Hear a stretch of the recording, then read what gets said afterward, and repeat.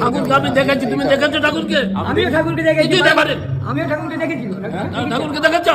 12 বছর তুমি তো ঠাকুরের বিচার করছো। বিদায় বস্তু তর্কে বহুদূর। ঠাকুর ওর মধ্যে এডিট করে দিয়েছেন। ঠাকুর বলেছেন হ্যাঁ কিন্তু যুক্তিতে নয়, কিন্তু মানে তর্কে বহুদূর হতে পারে, কারণ যুক্তি মানেই যা যোগ আনে, যোগ ঘটায়। আমরা শ্রী শ্রী ঠাকুরের কনটেক্সট ছাড়া কিছু কিছু বলছি না। আর শ্রী শ্রী ঠাকুরের কাছে অথরিটি আছে সমস্ত শাস্ত্রের বা পূর্বপুরুষদের যা সঠিক বলে আমরা জানি, ধর্মশাস্ত্র যাকে বলে, আর আমাদের অথরিটি আছে শ্রী শ্রী ঠাকুরের কাছে। তাই আমরা পুরো ঠাকুরের কথা বলছি, আর কোনো রকম ভেজাল দিচ্ছি না। আরেকটা জিনিস, আমরা অযৌক্তিক কিছু বলছি, আপনি পয়েন্ট করে দেখাতে পারবেন? বড়দা ঠাকুর বসিয়ে দিয়ে গেছেন বড়দাকে।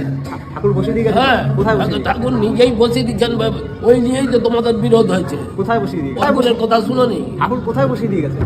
ঠাকুর তাকে আচার্য পদে বসিয়েছেন, প্রমাণ? সেই তাকে তোমরা মানছো নি। আচার্য এর পর পর পরম্পরা যে আচার্য হবে তার বড় ছেলেরা হবে। আপনি দেখেছিলেন সেই বসতে? আচার্য ঠাকুর আপনাকে দেখিয়ে গেছেন? আপনি দেখেছেন?